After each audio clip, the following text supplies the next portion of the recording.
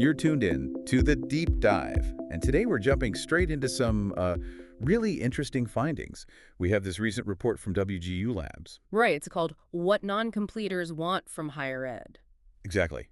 And it looks at a group we maybe don't talk about enough, people who, started college but didn't finish with a degree. It's a huge group. The report, it surveyed former students from Western Governors University, WGU, who left before getting their degree. And the scale of this nationally is kind of mind-blowing, isn't it? It really is. We're talking nearly 37 million adults just in the U.S. Think about that potential. People with college experience, skills, but they're facing different challenges. So our mission today really is to unpack those challenges. What are they up against? And crucially, what can higher ed actually do to help? Using this WGU Labs survey as our guide. Precisely. Let's dig in. Okay, first up, the job market. How are non-completers actually faring out there compared to graduates? Well, the report points to a pretty noticeable gap in engagement. Non-completers, they report about 20% lower job satisfaction.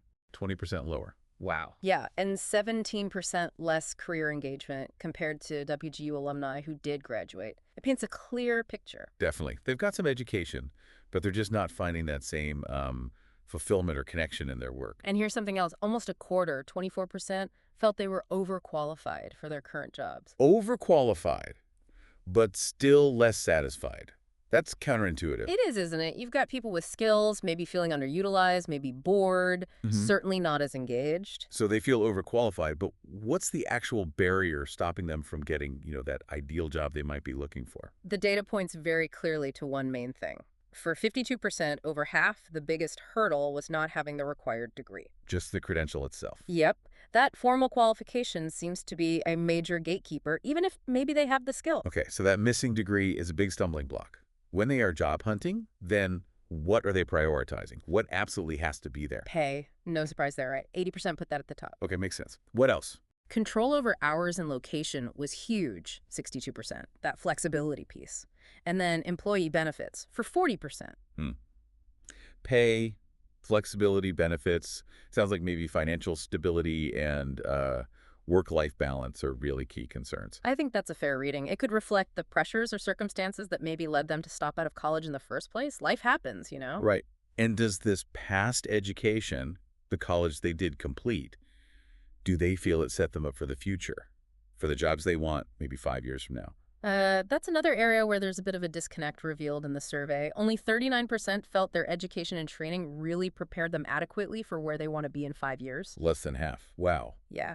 So there's this gap between the learning they've done and their future career ambitions. That's definitely a concern. Okay, so challenges and satisfaction, feeling overqualified but blocked by the degree requirement, and not feeling fully prepared for the future.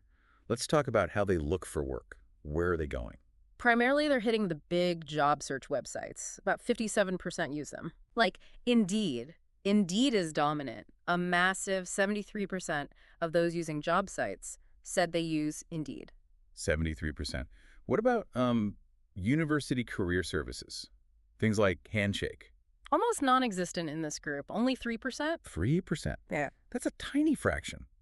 Why such heavy reliance on something like Indeed over university resources? Any ideas? Well, it probably suggests a focus on, immediate openings, what's available right now. Indeed has a huge volume of listings, maybe roles that don't always list a bachelor's as essential. Okay, more focused on the immediate need. Possibly, and maybe they don't know about the university resources after leaving, or perhaps they feel those are more for current students or grads. Right, maybe a perception issue there. So if they're using these big platforms, what features do they wish these sites had? What would actually help someone in their situation? They want more personalized help understanding their own skills. Top request, 53%, was for tools that could scan their resume and really identify the skills they have maybe from work, life, not just school. Ah, translating experience into skills. Makes sense. Exactly. And then 47% wanted career pathway recommendations based on those skills or any credentials they have. So like, if you have these skills, here are jobs you could aim for. Precisely. And about 36% wanted a single place to kind of gather all their education and career info credentials, coursework, everything. A central hub. Okay.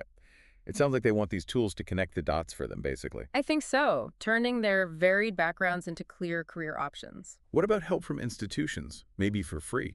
What services are most appealing? Things directly tied to landing a job.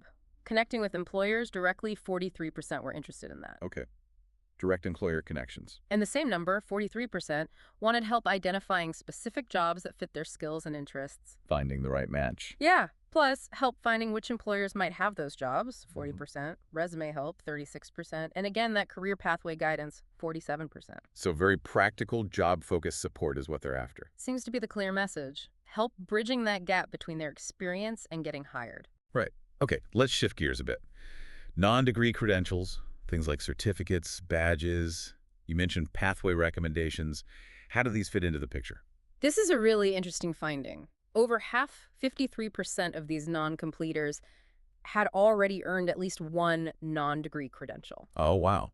So they are actively pursuing these alternatives. They are, and awareness is high too. 80% said they were familiar with them, so they know about them, and many are getting them. That sounds promising. Yeah. But the crucial question, do they think employers actually care?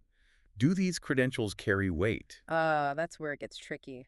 Despite getting them, only about a third, 33%, agreed that employers really value these non-degree credentials in hiring. Only a third. Yeah, and 14% actively disagreed. So there's definitely some uncertainty, maybe skepticism about whether employers are truly buying in. That's a significant disconnect. Investing time and maybe money, but not sure if it pays off with employers. What about using the college coursework they already completed? Any interest in turning that into some kind of credential? Yes, definitely interest there.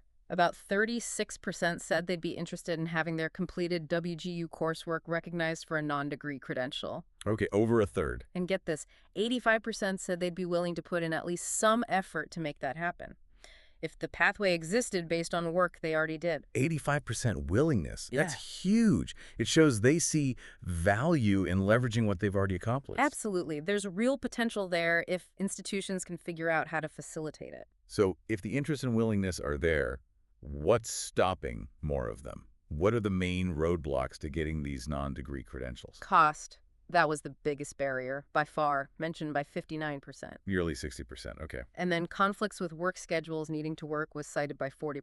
So money and time are the major constraints. The usual suspects, unfortunately. For those who did manage to earn non-degree credentials, why did they do it?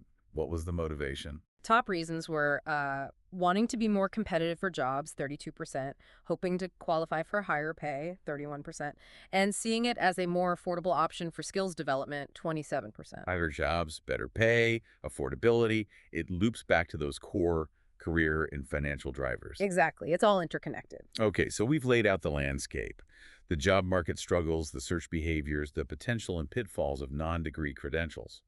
Based on all this, what does the WGU Labs report suggest institutions should actually do?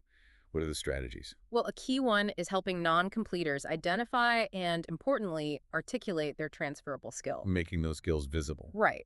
The report mentions WGU's work with IQ4 using AI for this, and their achievement wallet, basically a digital portfolio. The feedback was good. 78% agreed that seeing their skill gaps helped clarify job qualifications. The promising. So tools to make skills clear. What else? Better job search support, definitely. More personalized guidance, maybe real-time info on the skills they're gaining. WGU is doing something with course-level digital achievements. So you get recognition as you go, not just at the end. Yeah, smaller, verifiable chunks of learning, which could be really valuable. Okay. And what about making those non-degree credentials more accepted? Addressing that uncertainty we talked about. Collaboration with industry is crucial there, making sure the credentials actually match what employers need. WGU's competency-based model and their open skills library aim for that alignment.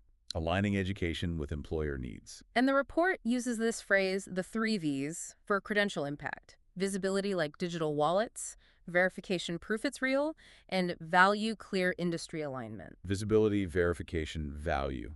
Got it. That's a neat summary. It also sounds like putting the data in the learner's hands is important. Absolutely essential. Empowering them with their own comprehensive record skills, achievements maybe through better digital wallets, lets them tell their story effectively to employers, giving them control. Makes sense. And the final piece mentioned is equity, right? Making sure the support is fair and reaches everyone. Yes, a fundamental point. Recognizing all learning, whether it ends in a degree or not, building inclusive systems and working with employers on skills-based hiring, not just filtering by degree status. Moving beyond just the degree. Towards valuing demonstrated skills and competencies. So for you, our listener, wrapping this up, the big takeaway from this deep dive is really twofold. First, the significant um, challenges that millions with some college but no degree face in the job market. Lower satisfaction, feeling unrecognized. Yeah, a real struggle to translate their learning into fulfilling careers. But the second part is the opportunity. Higher ed institutions can make a difference here. Through things like better, more targeted job support, Meaningful non-degree credentials that industry actually values. and really empowering individuals by giving them ownership of their learning data. Exactly. There's huge potential to unlock if institutions step up. Which leaves us with a final thought for you to mull over.